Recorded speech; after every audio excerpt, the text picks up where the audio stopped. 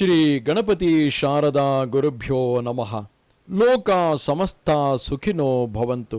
ಶ್ರೋತೃಗಳಿಗೆ ಸ್ವಾಮಿ ದಯಾನಂದ ಸರಸ್ವತಿ ಇವರು ರಚಿಸಿರುವ ವೇದ ಭಾಷ್ಯಗಳ ಕನ್ನಡ ಭಾಷಾಂತರವನ್ನು ಆಧರಿಸಿ ಯಜುರ್ವೇದ ಮಂತ್ರಗಳ ಪರಿಚಯವನ್ನು ಮಾಡಿಕೊಳ್ಳುವ ಈ ನಮ್ಮ ಕಿರು ಪ್ರಯತ್ನಕ್ಕೆ ತಮಗೆ ಆದರದ ಸ್ವಾಗತ.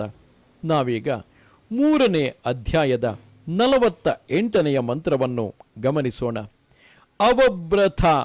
ಅವಭ್ರತ ಎಂಬ ಈ ಮಂತ್ರದ ಋಷಿ ಔರ್ಣನಾಭ, ಯಜ್ಞ ದೇವತೆ, ಬ್ರಾಹ್ಮಿ ಅನುಷ್ಠುಪ್ ಛಂದಸ್ಸು, ಗಾಂಧಾರ ಸ್ವರ. ನಂತರ ಯಜ್ಞಾನುಷ್ಠಾನ ಮಾಡುವ ಯಜಮಾನನ ಕರ್ತವ್ಯಗಳನ್ನು ಈ ಮುಂದಿನ ಮಂತ್ರವು ಉಪದೇಶಿಸುತ್ತದೆ. ಅವಭೃತಾನಿ ಚುಂಪುಣಾನಿ ಚೇರುರತಿನಿ ಚುಂಪುಣಃ ಅವದೇವೈರ್ದೇವಕೃತಮೇನೋ ಆಯಾಶಿಷಮವ ಮರ್ತ್ಯೈರ್ಮರ್ತ್ಯಕೃತಂ ಪುರುರಾಪ್ನೋ ದೇವರಿಷಸ್ಪಾಹಿ. ಈ ಮಂತ್ರದ ಪದಶಃ ಅನ್ವಯಾರ್ಥವು ಹೀಗಿರುವುದು: ಅವಭ್ರತ, ವಿದ್ಯೆ ಮತ್ತು ಧರ್ಮಾನುಷ್ಠಾನದಿಂದ ಶುದ್ಧನಾದವನೇ.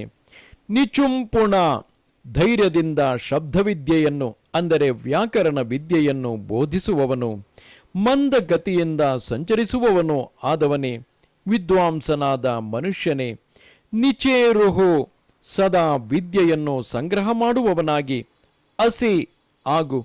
ನಿಚುಂಪುಣಃ, ಜ್ಞಾನವಂತನು, ನಿರಂತರವಾಗಿ ವಿದ್ಯೆಯನ್ನು ಸಂಗ್ರಹ ಮಾಡುವವನೋ ಆದ.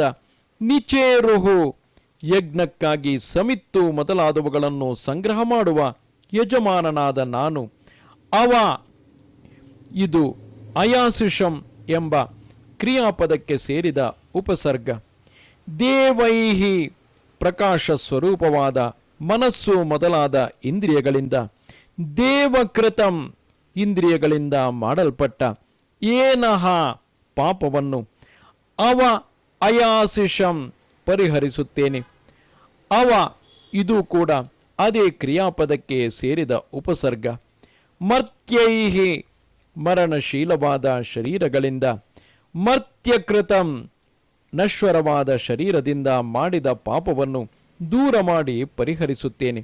ಅಂದರೆ ಶಬ್ದ ವಿದ್ಯೆಯನ್ನು ಬೋಧಿಸುವ ವಿದ್ವಾಂಸನಾದ ಮನುಷ್ಯನೇ, ನನ್ನಂತೆಯೇ ನೀನು ಕೂಡ ಪಾಪಾಚರಣೆಯಿಂದ ದೂರವಿರು ಎಂದು ಅಭಿಪ್ರಾಯ.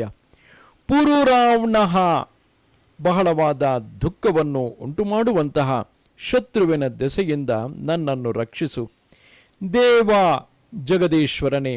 ರಿಷಃ, ಹಿಂಸೆಪಡಿಸುವ ಶತ್ರುವಿನ ದೆಸೆಯಿಂದ ಮತ್ತು ಪಾಪದ ದೆಸೆಯಿಂದ. ಪಾಹಿ, ನನ್ನನ್ನು ಕಾಪಾಡು. ಮನುಷ್ಯರು ಪಾಪ ನಿವೃತ್ತಿಗಾಗಿ ಮತ್ತು ಧರ್ಮ ಪ್ರವೃತ್ತಿಗಾಗಿ ಪರಮೇಶ್ವರನನ್ನು ಸದಾ ಪ್ರಾರ್ಥಿಸಬೇಕು. ಮನಸ್ಸು, ಮಾತು ಮತ್ತು ಕರ್ಮಗಳಿಂದ ಉಂಟಾಗಬಹುದಾದ ಪಾಪಗಳಿಂದ ದೂರವಿರಬೇಕು. ತಿಳಿಯದೆ ಯಾವುದಾದರೂ ಪಾಪಕಾರ್ಯವನ್ನು ಮಾಡಿದ್ದರೆ ಅದರ ಫಲ ದುಃಖವೆಂಬುದಾಗಿ ತಿಳಿದು ಮತ್ತೊಂದು ಬಾರಿ ಅಂತಹ ಪಾಪಕಾರ್ಯವನ್ನು ಎಂದಿಗೂ ಮಾಡಬಾರದು.